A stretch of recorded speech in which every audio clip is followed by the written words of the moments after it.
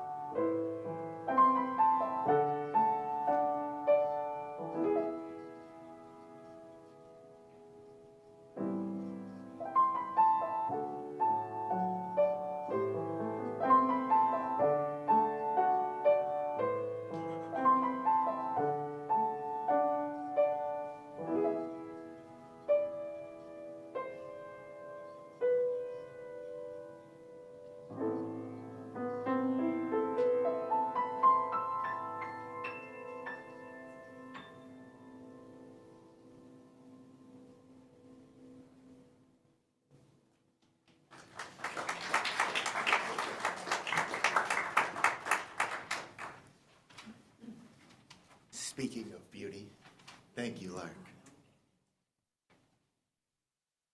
Good morning. Welcome to Minnesota Valley UU Fellowship. My name is Chad Snyder, and I am serving this year as the ministerial intern for this growing, journeying religious community.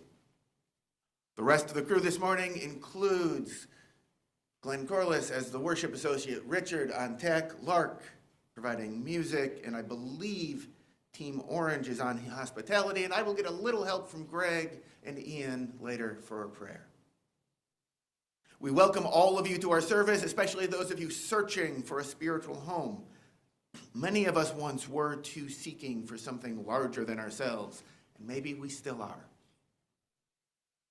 A place where we can belong, where we can have a sense of rootedness to hold us as we create meaning and try to understand meaning together. We do that well here, but not perfectly. In this congregation, we don't strive for perfection, but for authenticity and connection and grace. If you are visiting for the first time or are early in your journey, we invite you to fill out a visitor form on the welcome table. Take home a green visitor packet that will have some more information. If you're on Zoom or YouTube, you can find the link to the visitor form in the chat or in the comment section. Please let us know you've been here, and we can reach out to you with our weekly emails. It's only once a week. It's not that bad. Whether it's your first time with us or your 100th or your 1,000th, we hope you'll find here questions to stretch you, people to befriend you, liberal religious values that challenge you to live lovingly in this flourishing and aching world.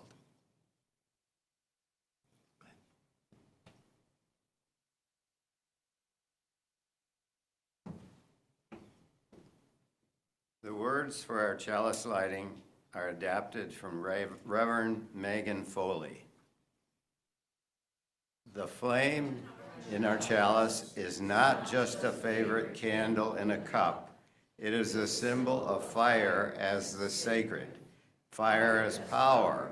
Fire as change. Fire as light. May this light, this warmth, this chalice light our way as we bring change.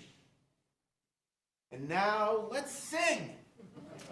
Please rise in body or spirit for our opening hymn, number 1064 in the blue hymnal, one of my favorites, Blue Boat Home.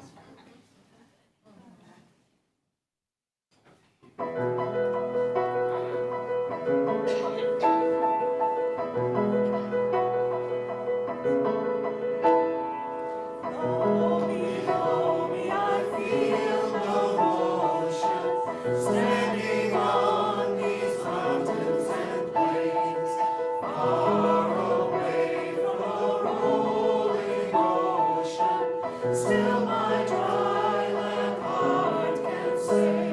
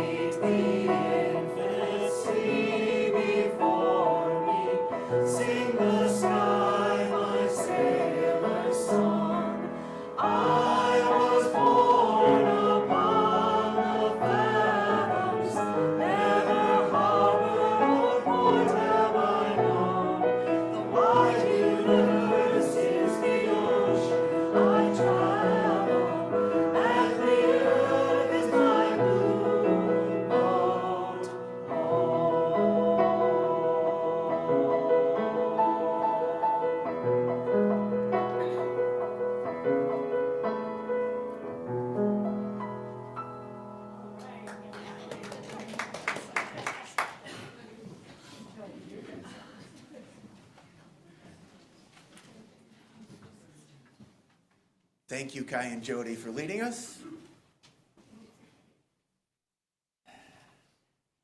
Joy and woe are woven fine, wrote the poet William Blake.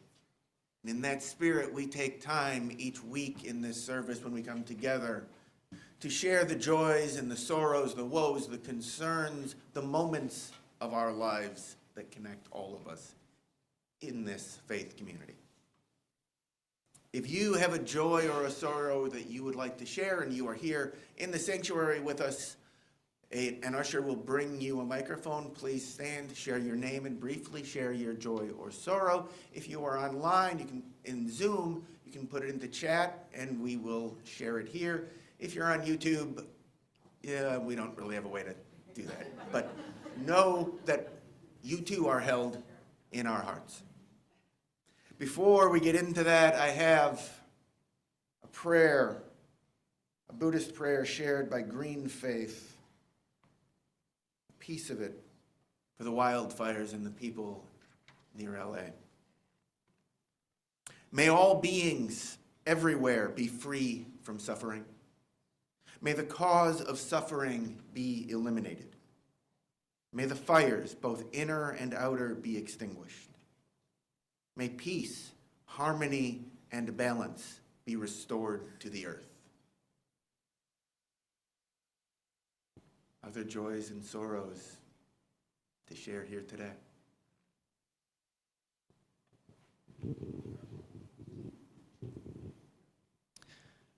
Hi, this is Kai.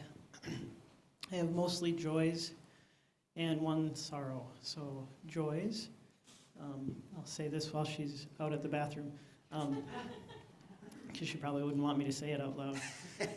Kate is going to have a hip surgery, a hip replacement to take care of a lot of pain that she's been in lately, and I'm grateful that that can be resolved with something that is so successful. They say it's the most successful surgery out there. So that's a big joy. Another joy is I was accepted to a master's program that I'll be beginning in February. It's for marriage and family therapy. And a big reason I'm able to do that is because of how I've changed since I started coming here as a member, and all of the support and challenges that I've incurred, that I've come into contact just from being in this community. So all of you have really led me to this place where I'm at now, and I appreciate that. It's a huge. You'll be good at that, Kai. Thanks. And then the one sorrow, which is kind of a result of taking on a big step with that master's program, is unfortunately I'm not able to have as much time to contribute like I have been in the recent past. So I'm not exactly sure what I will be able to contribute, and I still want to. So I'm hoping to still have time to give, because that kind of fills my boat at the same time. Thanks.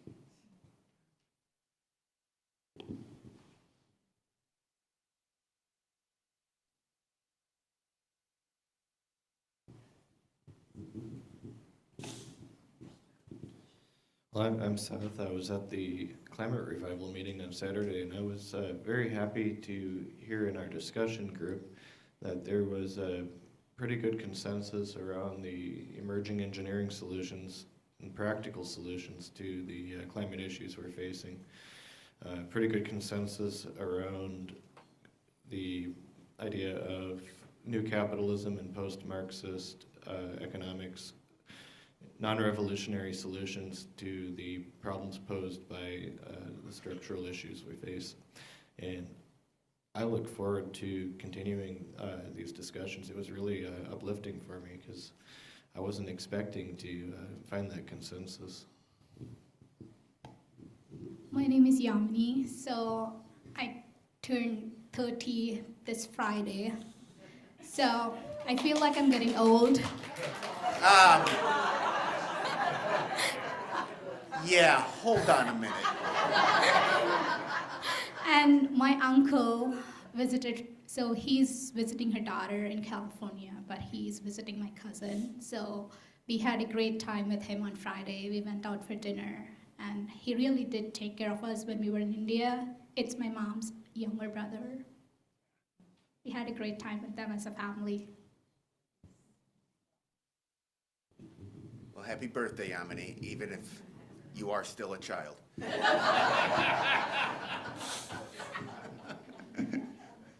I don't talk about my birthdays anymore. For those of you who knew that Church Mutual had canceled our policy of insurance back at the end of November, sort of leaving us in a lurch, you'll be glad to know we now have new insurance. And actually, they canceled it effective Tuesday, and this insurance, of course, takes effect Tuesday. However, the Church Mutual thing was just a factor that they've got so many churches in the Twin Cities, they want less risk in the area. Unfortunately, we were caught with it.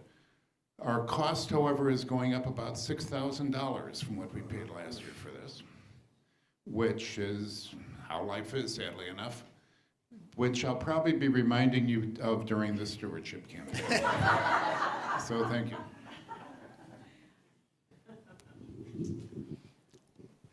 Hi, I'm Marge Lorraine. I'm just calling to let you know that my partner is not here today. She's in the hospital. She's got pneumonia, and she's been there almost a week, and I expect her to come back to her assisted living tomorrow. So she's holding up the best she can. And the guy taking care of her is Mohammed in the hospital, and at the nursing home, her caregiver is Mohammed.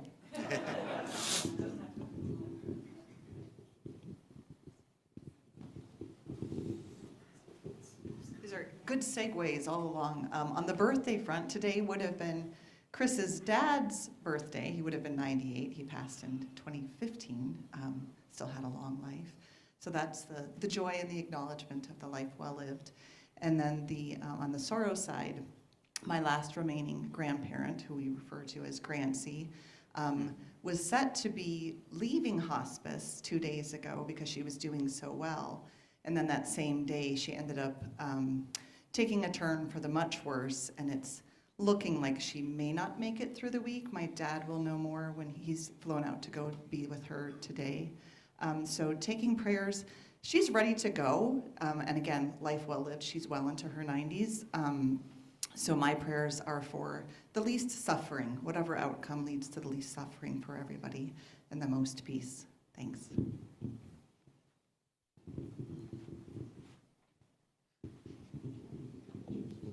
I'm Debbie. Hang on, I just knocked my water over. Has a top,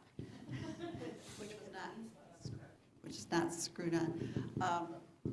I had the privilege and joy of helping with a drum circle yesterday with a Girl Scout group, and it was 6 to 12-year-olds. Parents were there, it was all good, and it was one of the most delightful experiences I've had in a very long time, because these kids were so happy to be doing this, and they got a badge. It was a real thing for a badge. So I'm still kind of on a high from that. It was really fun. Nikki had her hand up. Nikki?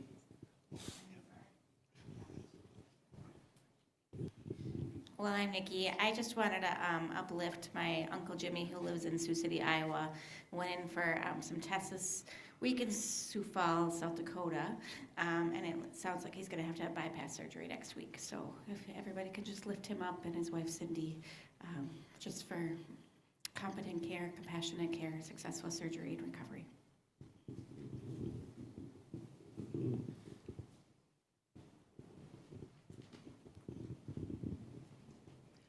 I'm Kathy. It seems like not that long ago I announced the birth of my grandchildren here.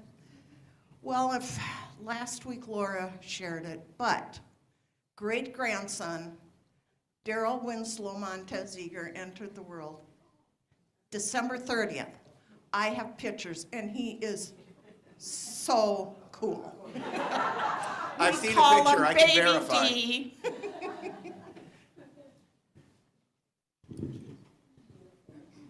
Ian?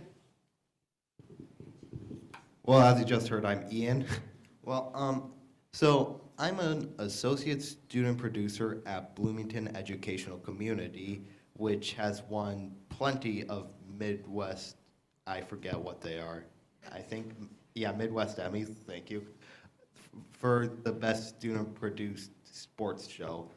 And last night we had a student-produced sports show where I had to take on multiple responsibilities, but I think even though it's very stressful, I do think I am getting much better at taking on all the stress and all the jobs I have to do at BEC. So, yeah.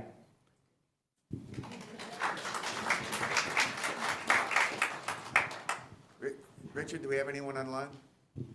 I just wanted to share with you that Mary and I have our drums at the Sweet Living where she lives, and right before she was hospitalized, we had a drum circle, the two of us, and we had a drum circle in Wisconsin for lesbians. We had 20 lesbians in a drum circle, so it's a wonderful, powerful thing if you haven't drummed.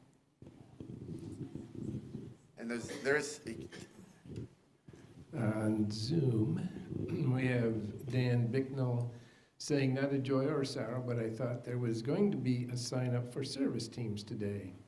I'm at home today watching on Zoom as I'm a bit under the weather. But I'm wondering if there's some way I could get signed up for a service team, and if I could, that would be my joy. I'm sure we can accommodate that. I think maybe reach out to Patrick Westcott on that is my guess, but yes, we will happily make that happen. Nobody will ever be turned away from a service team. Natasha King, Madison Jenkins, and my nephew Dylan Williams, please hold them in your thoughts. They're all in LA.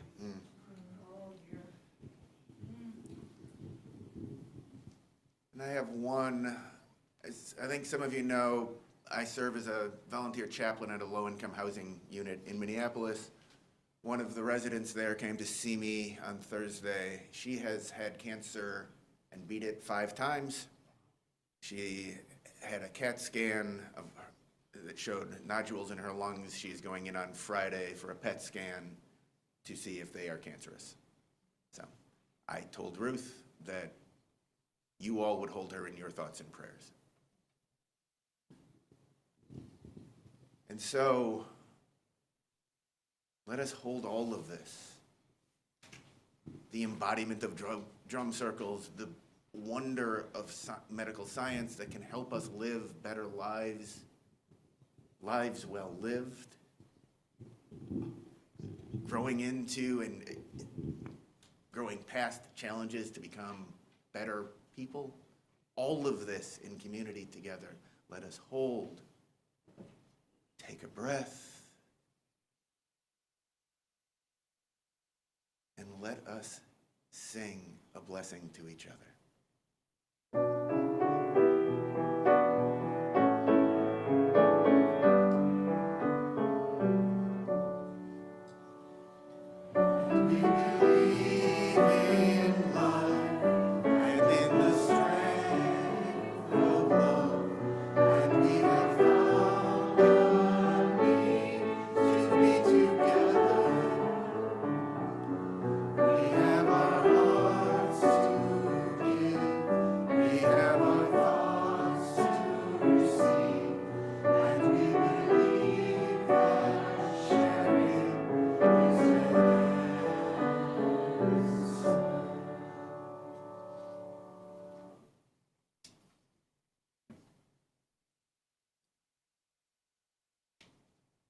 Now we have a story shared by the president of the UUA.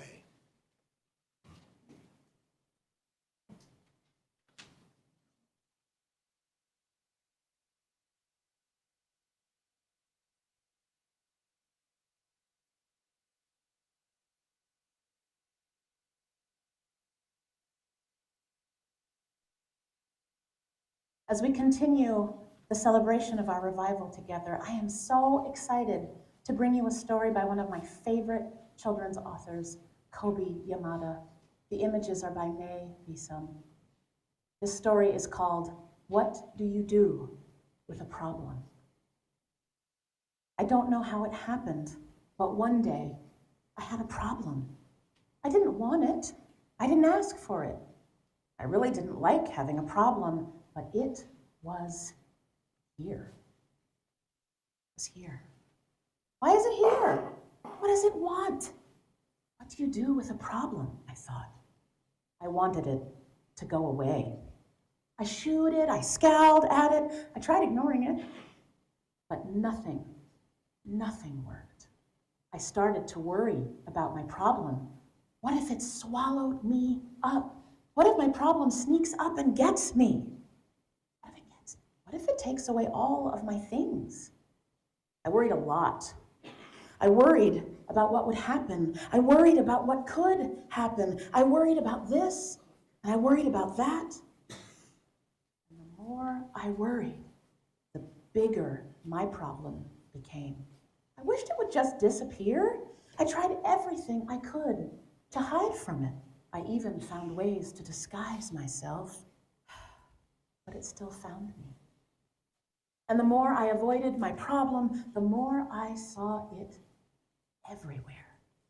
I thought about it all the time. I didn't feel good at all. I couldn't take it anymore. This has to stop, I declared. Maybe I was making my problem bigger and scarier than it actually was. After all, my problem hadn't really swallowed me up or attacked me. I realized that I had to face it. So even though I didn't want to, I really didn't want to, even though I was really afraid, I got ready and I tackled my problem. When I got face to face with it, I discovered something. My problem wasn't what I thought it was, and I discovered that it had something beautiful inside. My problem held an opportunity. It was an opportunity for me to learn and grow, to be brave, to do something. It showed me that it was important to look closely because some opportunities only come once. So now I see problems differently. I'm not afraid of them anymore because I know their secret. Every problem has an opportunity for something good. You just have to look for it. And that, my loves, is the end of our story.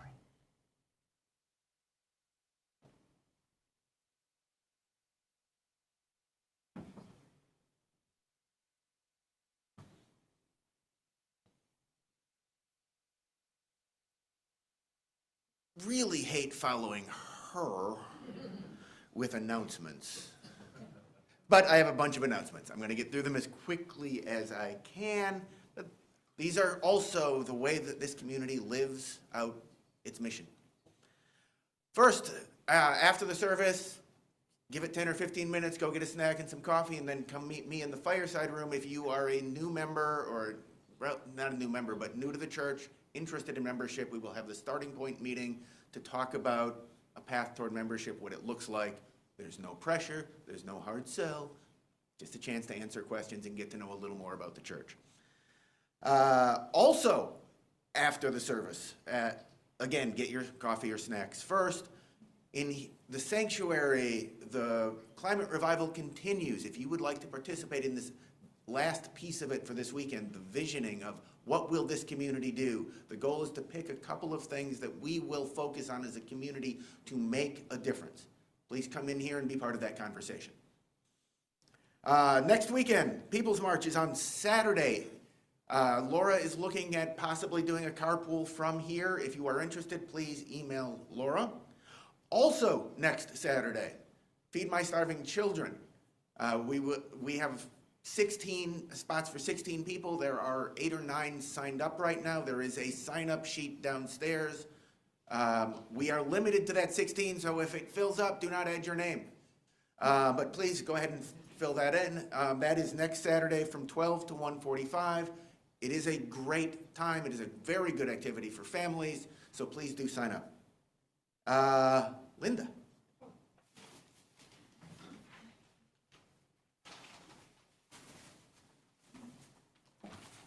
Hi, I'm Linda Hayden, and one of the things I do here is I pick up all the plastic bags that you have noticed. There are bins outside the front door, and I asked Chad if, because we're talking about environmental stuff today, I could just remind people there are many different kinds of plastic, and it's confusing. And we have two separate plastic bag recycling projects. The one outside is for bags like this. Thin bags, grocery bags, bags your newspapers come in. The big test about these bags is if you put your thumbs like this, you can stretch it. These bags, and only bags, nothing else, no plastic containers of any kind. These are all things I found in there. No microwave containers, just bags. Those go outside the front door.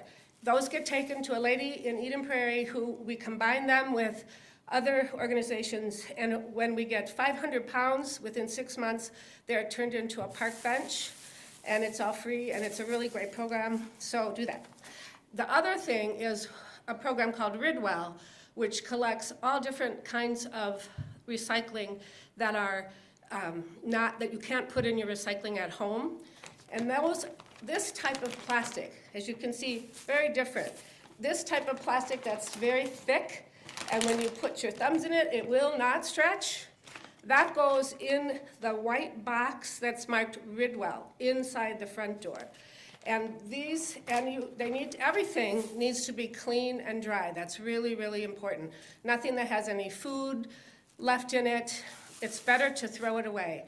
If you have any doubt, it's just like what they say about rotten food. When in doubt, throw it out.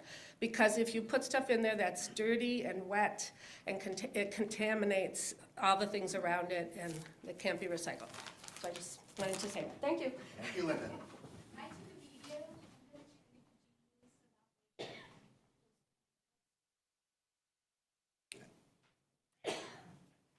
Last announcement, next week, the Exploring Humanism group will meet probably in the fireside room after service.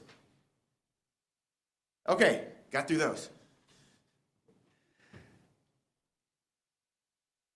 Each week, we take up our offering and we share half of the plate with a community partner. This month, in connection with the Social Action and Racial Justice Committee's work on the climate revival, our sharing partner is Min 350, which is part of a global network of 350 organizations that connect with local organizations to advance climate justice. And our music for the offertory this week is a hymn that was commissioned for the UUA Climate Justice Revival, written and I believe they are also the performers, Leah Morris and Adam Pod.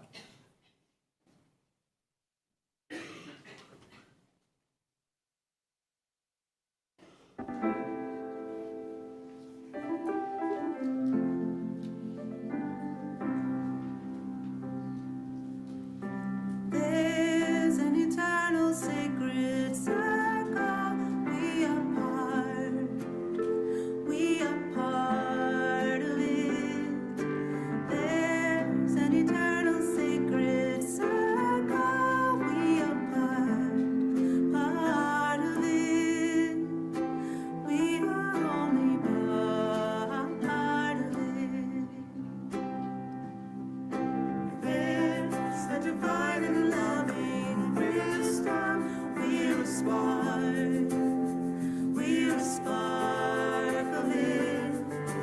There's a divine and loving wisdom. We're a spark of it. We are only part of it. We are a part. We are part of it.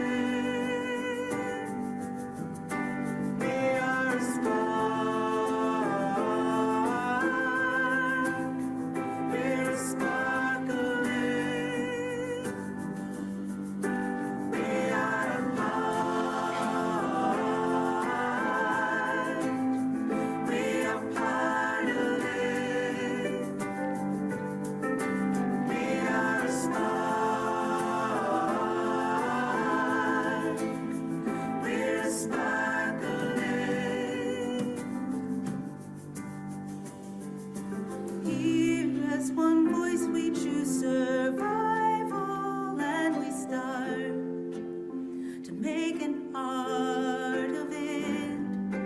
Now is our moment for revival. We're at the heart of it, and we are only part of it. We are only part of it. We are a part. We are part of it. We're at the heart. We're at the heart of it. We are a part. We are part of it. We're at the and we're at the heart of it. We are only part of it. We are only part of it.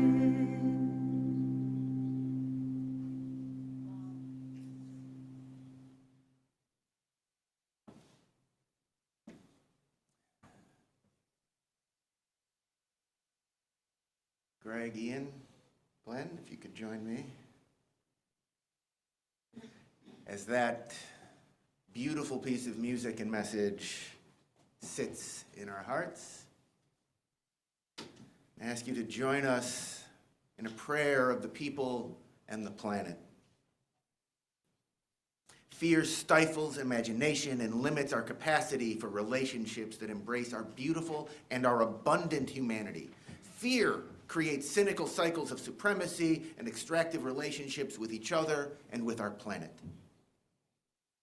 Reimagining together. That is how we overcome fear.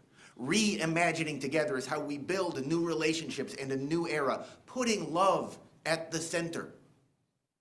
Today, especially, we put love at the center of our work for climate justice. So please join us in the prayers of the people and the planet. Your congregational response, I promise, is easy. Let us reimagine a new era together. Beautiful. Beginning right here in our congregation, we pray for ourselves, that we open our hearts to be companions, caring for a hurting world and committing to create a world of flourishing. Let us reimagine a new era together.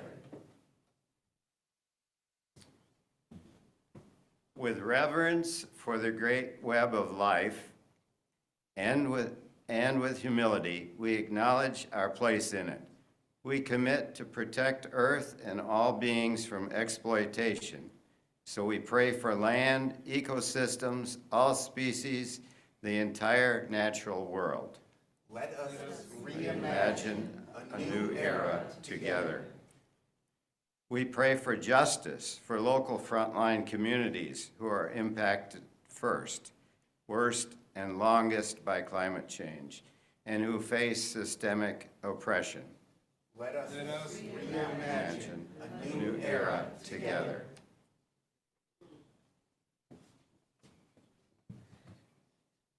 In our reimagining, we gain the capacity to recommit the communities of mutual support, which are the building blocks of an ecosystem of mutual survival. Let us reimagine a new era together.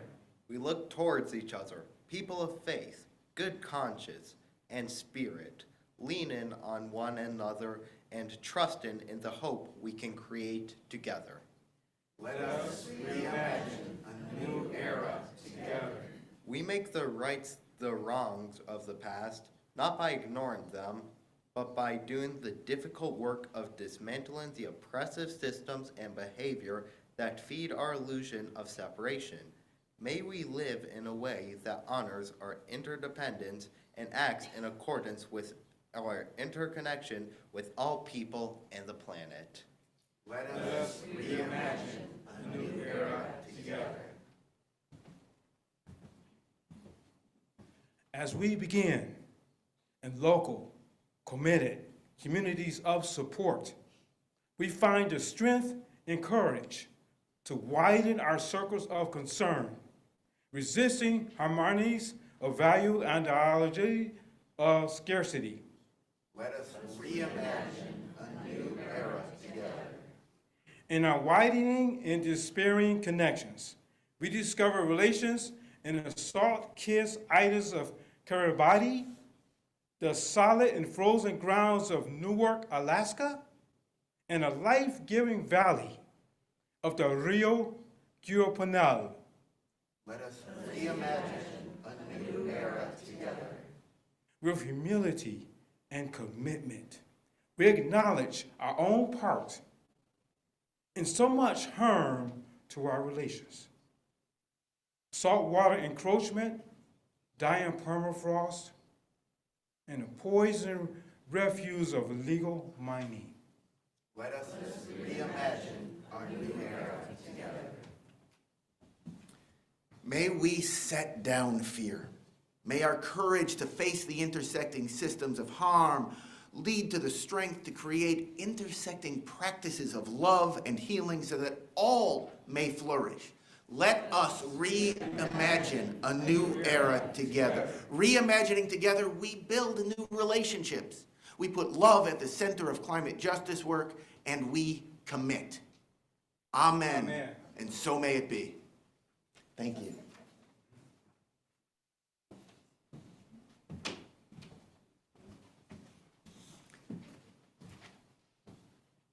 So this climate justice revival is an ongoing project of the UUA.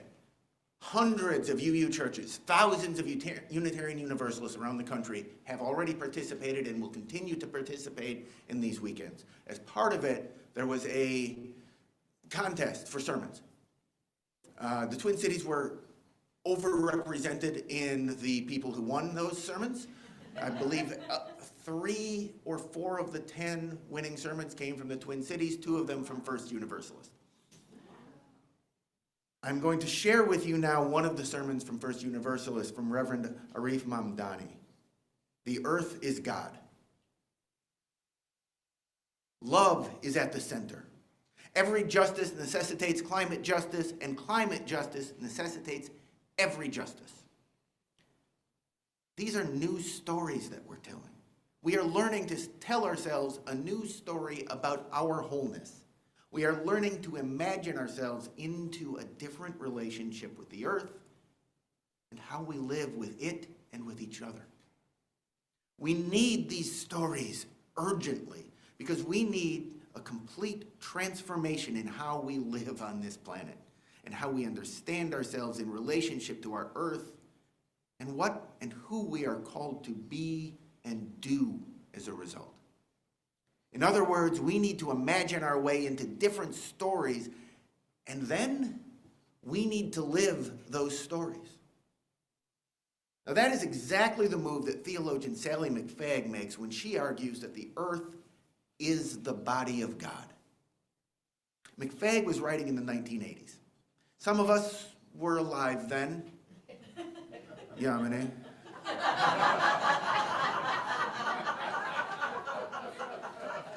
Some of us weren't. And if you weren't alive then, I'm going to try and probably fail to describe a little bit of what it was like. Now, Reverend Arif is a little younger than I am, but I was there for a lot of this too. By the mid-'80s, Earth Day was a known quantity in much of liberal America anyway. Tensions over the oil crisis had everyone thinking about ways to be more energy efficient and more energy independent. Environmentalists saw a glimmer of hope. We also saw many gathering clouds of war and global destruction in the form of a nuclear weapons race. Now, at 48 years old, for Reverend Arif, a few more years for me, I think I was one of the last to have regular nuclear war drills in school. And even that was elementary school. They were an artifact of the past by my middle school years, but the specter of nuclear annihilation was very real, very present, and the sense of living within a period of existential threat was palpable. Those of you around my age or older may remember that. Not to put too fine a point on it, but McFagg was riding into the teeth of an apocalypse. She was doing theology on the cusp of existential annihilation. In other words, not too different from the theology we're doing today with the presence of the earth and its suffering in our hearts and in our minds. Her method, which she called metaphorical theology, asked us to move into a place of imagination through her question: how would we think or act differently if this were true? Now, she knew she was working against entrenched notions of God, just as we are today. And instead of arguing and trying to knock an idol off its base, she said, keep your idol. Keep those ideas. Just ask this question with me. How would you think or act differently if this were true? And then she asked, what if the earth were the body of God? I get shivers when I ask that question. Now, if you're struggling with this, let me remind you of two things. First, that some theologians have defined God as that which is greater than us, that which we are wholly reliant upon, and that which we cannot live without, which is to say that nature, which is to say our earth, does a very good job of fitting that definition and criteria of God. And second, many have said that if I look at my checkbook, I will know what I believe in. If I look at my credit card statement, it will tell me what I believe in. If we were to look at our checkbooks, if we were to look at our credit card statements, what would they say we believe in? If we are going to have a God today, if we are going to put any logic up above us and follow its call, if we are going to open our hearts in surrender to anything, and particularly knowing that what we believe shapes how we act, and how we act shapes what we believe, thinking and acting as if the earth was the body of God would be an awfully good model to live with and live within. Hang out in that space of imagination with me for a few moments. Can we imagine how different things would be if we behaved and acted as if we believed the earth that we walk on, the earth that gives us everything we have, is the body of our Creator? Now, the funny thing is, we don't need to imagine that at all. It is literally true that we are wholly dependent upon the earth, that the forces of nature are far greater than we can ever be and beyond our understanding and imagination, and that we literally cannot live without it. Western intellect has made the fundamental category error of believing that we are separate from that of which we are inseparably a part. The earth is God, and we are intimately part of God's body.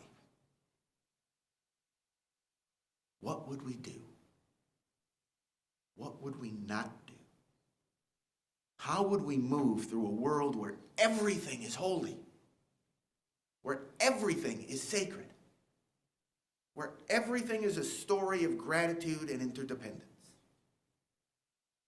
How would we live if we understood that we come here not to make this the site of our efforts, but rather a place to fill our spirits, a place for collective care, a place for healing, a place for love, one that kindles and replenishes our imagination, one that helps us to recenter in our imagination what we could be so that we can go out and live it, and in that process of living it, make the world as it could be.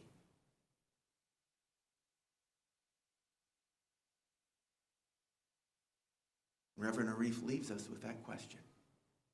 What would it mean? Amen.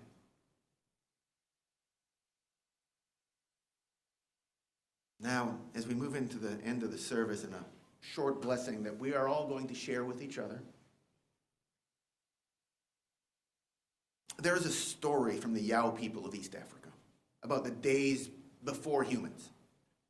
Now, in those days, when the earth was shared by beasts and by the creator, Mulungu, Chameleon came home from checking his traps with a curious catch. He had pulled from the river this little basket, and there wasn't a fish in it, but these two tiny creatures.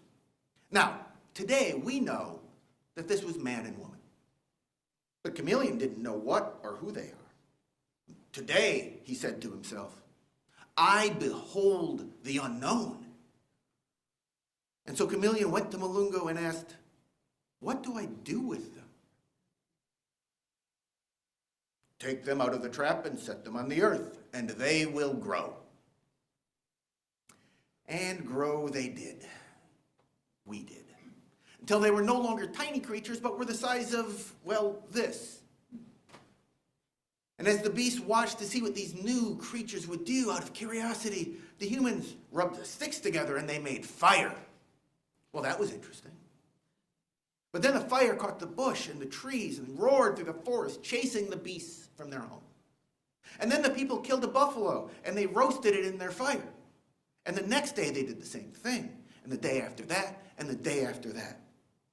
They are burning everything, cried Malungu. They are killing my people. The beasts and Malungu ran as far as they could from these humans. But there was no getting away. And finally, Malungu declared, I'm leaving. He told Spider to spin him a rope, and Malungu climbed that rope into the sky. And thus, divinity fled the earth, driven to leave creation in human hands. These hands. Hands that can be nimble, and quick, and clever, strong, that can reach out to offer help in moments of worry or need or fear, or to ask for that help. Hands that can create opportunities out of problems. But hands that also can just create problems, shove away as easily as lift up, turn their quickness and cleverness to greedy and selfish ends, burning and killing without a thought for what is in their path, for what comes next, without a thought for who is in their path, who comes next.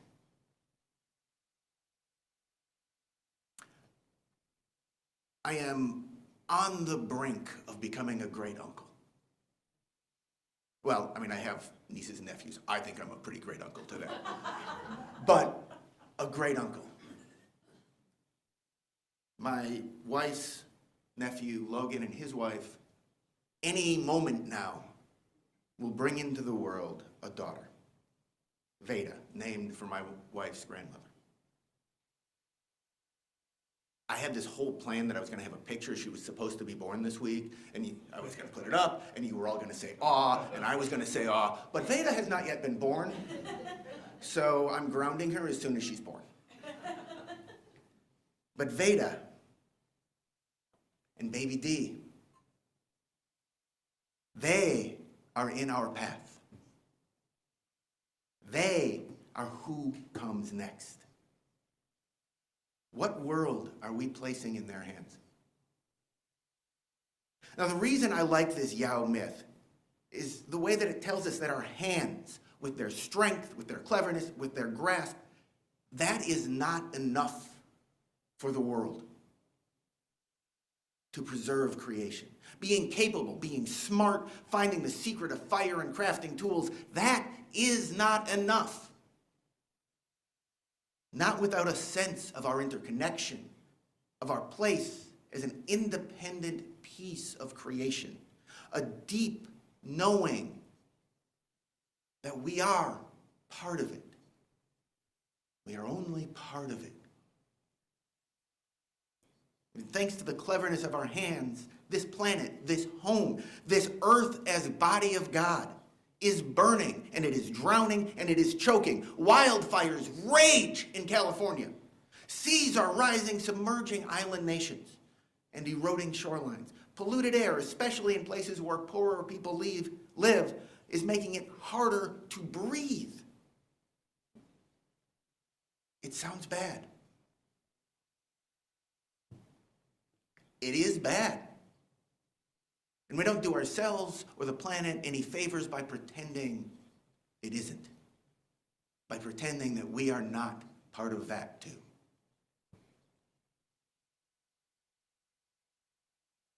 But this is a revival. And here's the thing. It's not all bad. These hands can mend as well as rend. You know, I like that story, but I don't believe it is completely true. I do not believe we drove divinity out of the world. Not completely. We may have made it harder to see or made it easier to ignore, but it is and has always been here with us, within our reach, if we choose to reach for it. Now, maybe divinity isn't quite the word for you. Now, I like the word because it's broad enough to hold, to welcome, to connect many understandings of ultimacy and reality and holiness and sacred. But it could be the beauty that Toni Morrison wrote of.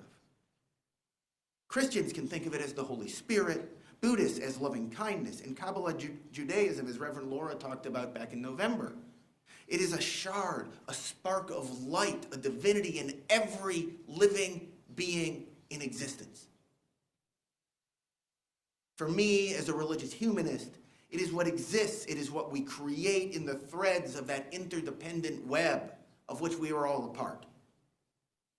And as Unitarian Universalists, whatever name we give it, we should see it as the love that holds the center of our theology and of our values. It is holy possibility, if only with these hands we will reach for it. Our hands can and must bring blessings to the world. We can turn them to the work of healing. And so I ask you now to share a blessing with each other. Turn to somebody near you and repeat the blessing. I think we have it on the screen, Richard? Nope. Okay. Remember that thing at the beginning when I said we're not perfect? So I'm going to give it to you line by line, just like when I do a wedding. And the couple has nervously forgotten what they were going to say to each other. I wasn't kidding. Turn to somebody. You like each other. The blessings that we give come from our hearts and through us. And so, repeat after me. Friend, you are commissioned to act for climate justice. Friend, you are commissioned to act for climate justice. I bless your hands. With water. With fire. With earth. With air. With the spirit of love. And of possibility. May they do the work that must be done. Care for those who need the touch of kindness. And create flourishing everywhere.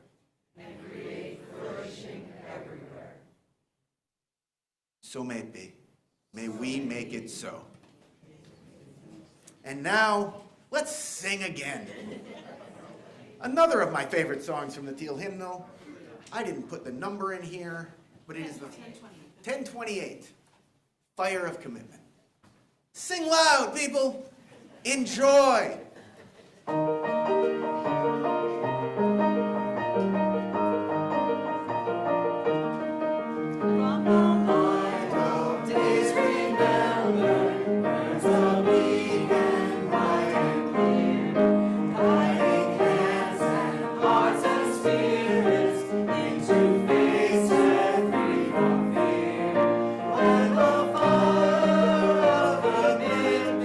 Sets our mind and soul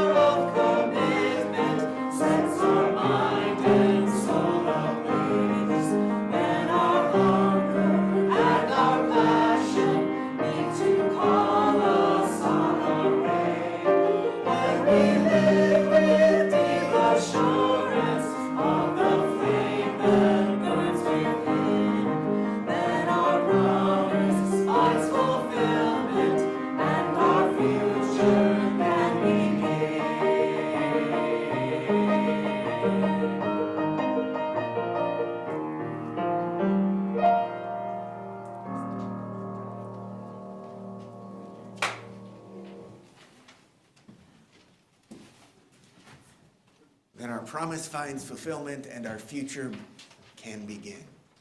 Every moment it can begin again. With that thought in our minds and carried in our beings, our hearts, let us share the words to extinguish the chalice. We extinguish this flame, but not the light of truth, the warmth of community, or the fire of commitment. These we carry in our hearts until we are together again. Our closing words come from the Reverend Peggy Clark. Knowing how quickly the flame of truth may be extinguished, how easily the chalice of fellowship broken, let us be vigilant in faith, keep peace in our hearts, and make care for one another. The watchword of our lives together. So our light goes out everywhere into the world.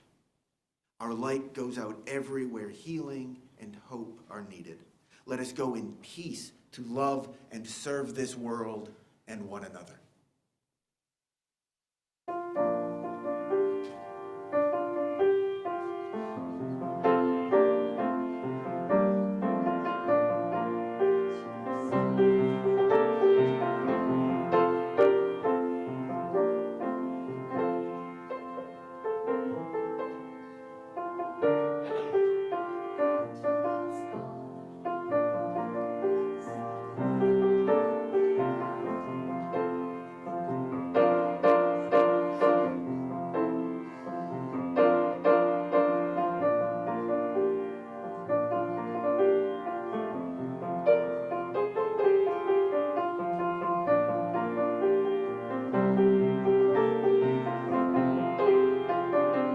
Thank you.